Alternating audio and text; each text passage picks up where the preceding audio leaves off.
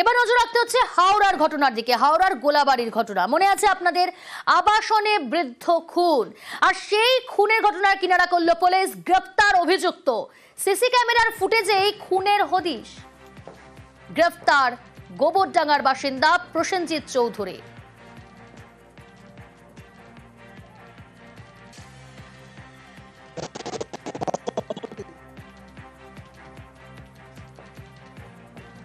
যেমনটা বলছি আপনাদের, হাওড়ার আবাসনে বৃদ্ধ খুনে গ্রেফতার, সিসি ক্যামেরার ফুটেজে এই খুনের হদিশ। গ্রেফতার গোবরডাঙ্গার বাসিন্দা প্রসেনজিৎ চৌধুরী। সিসি ক্যামেরার ফুটেজ দেখেই হদিশ। প্রথমে দেখাই আপনাদের সেই সিসি ক্যামেরার ফুটেজ। দেখুন, সন্ধে 6:17 সিসি ক্যামেরার ফুটেজ। প্রথমে ঢুকলেন অসীম দে, তার ফ্ল্যাট, হাতে কালো ব্যাগ নিয়ে। এই সিসি ক্যামেরার ফুটেজ স্পষ্ট যে তিনি তার ফ্ল্যাটে ঢুকছেন সন্ধে 6:17 নাগাদ। তালা খুলছেন, হাতে কালো ব্যাগ নিয়ে তিনি তার ফ্ল্যাটে ঢুকছেন। সেই সিসি ক্যামেরার ফুটেজ আপনাদের দেখাচ্ছি। অসীম দে, যার ফ্ল্যাট, তিনি লিফট ব্যবহার করে ওপরে উঠলেন এবং লিফট খুলে লিফটের অপোজিটেই সেই ফ্ল্যাটে ঢুকলেন। তার ঠিক 2 ঘন্টা পর 8:17 সেই নাগাদ তিনি ঢুকলেন। 8:13 একজন ব্যক্তি ঢুকছেন, হাতে লাল ব্যাগ। ফ্ল্যাটে ঢোকার সময় হাতে লাল ব্যাগ। সেই সিসি ক্যামেরার ফুটেজ দেখাচ্ছি। তাকে দরজা খুলে দেওয়া হলো, সিঁড়ি দিয়ে উঠলেন তিনি। ঠিক তার 2 ঘন্টা পর, অর্থাৎ রাত 10:32, প্রায় 2 ঘন্টা পর বেরোলেন অভিযুক্ত। ফ্ল্যাট থেকে বেরোনোর সময় কালো ব্যাগ। এই সেই প্রসেনজিৎ, তাকেই গ্রেফতার করা হয়েছে। গোবরডাঙ্গার বাসিন্দা প্রসেনজিৎ, তাকে ঢুকতে দেখা যায়। এই প্রসেনজিৎ চৌধুরী, তাকে ঢুকতে দেখা গিয়েছে সিসি ক্যামেরার ফুটেজে। একেবারে স্পষ্ট লাল ব্যাগ নিয়ে ঢুকলেন, কালো ব্যাগ নিয়ে 2 ঘন্টা পর বেরোলেন ওই ফ্ল্যাট থেকে। কিন্তু কি কারণে খুন, কেন খুন, আরো ডিটেল জানবো। দেবাশিস রয়েছে সরাসরি আমার সঙ্গে। দেবাশিস, দেখো, অবশ্যই কিছুক্ষণ আগেই গোলাবাড়ি থানার পুলিশ ধৃত প্রসেনজিৎ চৌধুরীকে নিয়ে এসে এই যে আবাসন, যে আবাসনে অরবিন্দ রোড গোলাবাড়ি থানার অন্তর্গত, সেই আবাসনে নিয়ে এসে পুরো ঘটনার পুনর্নির্মাণ করে এবং কিভাবে তাকে খুন করা হয়েছে, খুনের আগে কোথায় কোথায় গেছিল, একটি কচুরির দোকান, সেখান থেকে খাবার কিনেছিল, পুরো বিষয়টি রিকন করা হয়। যেটা পুলিশের সূত্রে জানা গেছে, এই প্রসেনজিৎ চৌধুরীর সঙ্গে 4 মাস আগে ফেসবুকে আলাপ হয়েছিল অসীম বাবুর, এবং তারপর থেকেই অনলাইন চ্যাটের মাধ্যমে নিজেদের মধ্যে যৌন পরিষেবা নিতেন, অর্থাৎ যৌন সম্পর্ক তৈরি হয়েছিল প্রসেনজিতের সঙ্গে। এরপর দিনের পর দিন সেই যে মোবাইলের চ্যাটের মাধ্যমে যৌন কাজ করতেন, সেই সময়কার স্ক্রিনশট তুলে নিয়ে কার্যত ব্ল্যাকমেল করছিল অসীমবাবু। ধৃত প্রসেনজিৎ পুলিশি জেরায় কিন্তু জানিয়েছেন।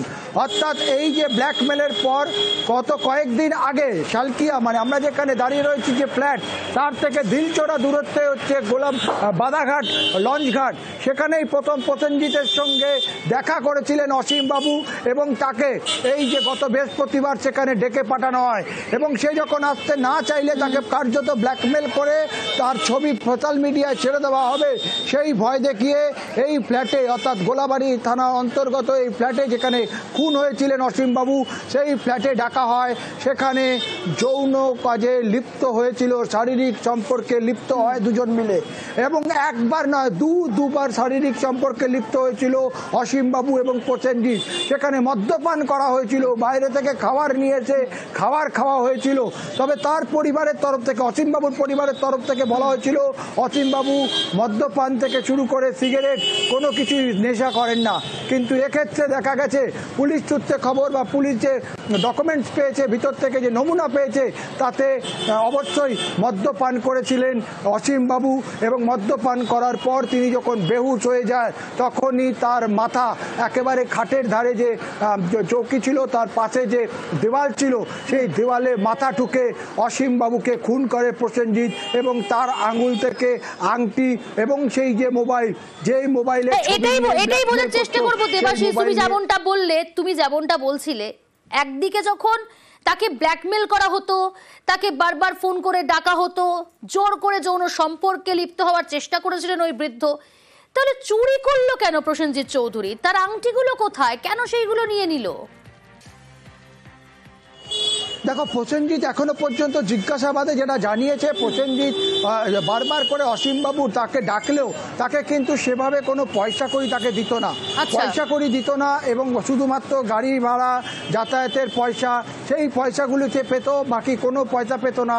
খাবার আনলে খাবার আনতে যাওয়ার যে টাকা পয়সা সেটা আনা, মদের টাকা সেই টাকা দিলেও কোনো রকম অর্থ তাকে দেওয়া হতো না লেনদেন। ফলে সেই জায়গা থেকে, এবং সে যখন সুযোগ পায়, তার কারণ আমরা জানতে পেরেছি গোবরডাঙ্গা পুলিশ এর আগেও কিন্তু মোবাইল চুরির অভিযোগে একবার এই গ্রেপ্তার করেছিল প্রসেনজিৎকে। ফলে চুরি তার যেমন নেশা রয়েছে, চুরি তার পেশাও থাকতে পারে, চুরি এর আগেও সে করেছিল, এবং সে সুযোগ বুঝেই কিন্তু এই সোনার আংটি, এবং পুলিশ সূত্রে খবর 2টি আংটি চুরি হয়েছে।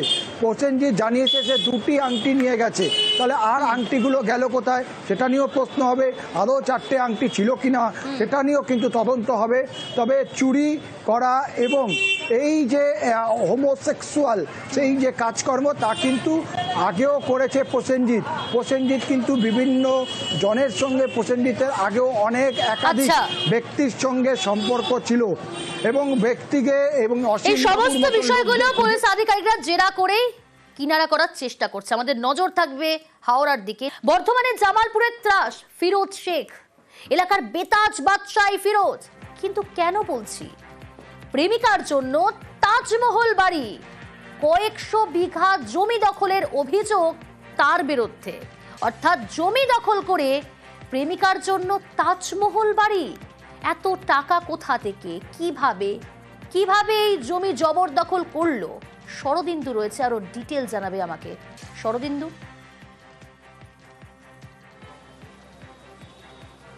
দেখো প্রিয়াঙ্কা, 2018 সালের আগে তার কিছুই ছিল না এমনটাই দাবি গ্রামবাসীদের, কিন্তু তার স্ত্রী বেরুগ্রাম পঞ্চায়েতের প্রধান হওয়ার পর আঙুল ফুলে কলা গাছ হয়েছে এই শেখ ফিরোজের, এবং সে তার দলবল নিয়ে একের পর এক ব্যক্তির জমি দখল করে নিয়েছে। বিঘার পর বিঘা জমি সে দখল করে নিয়েছিল।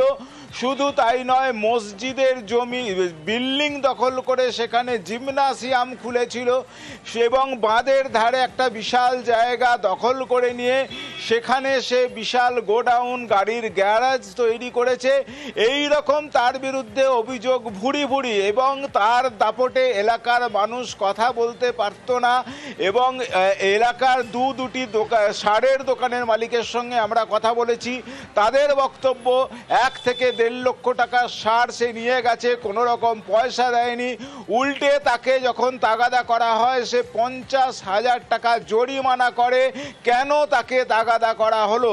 এবং এই যে বিপুল অর্থ, সেই বিপুল অর্থে সে তার বান্ধবীর জন্য তাজমহল তৈরি করেছে, বিশাল এক প্রাসাদোপম বাড়ি তৈরি করেছে, এমনটাই দাবি গ্রামবাসীদের।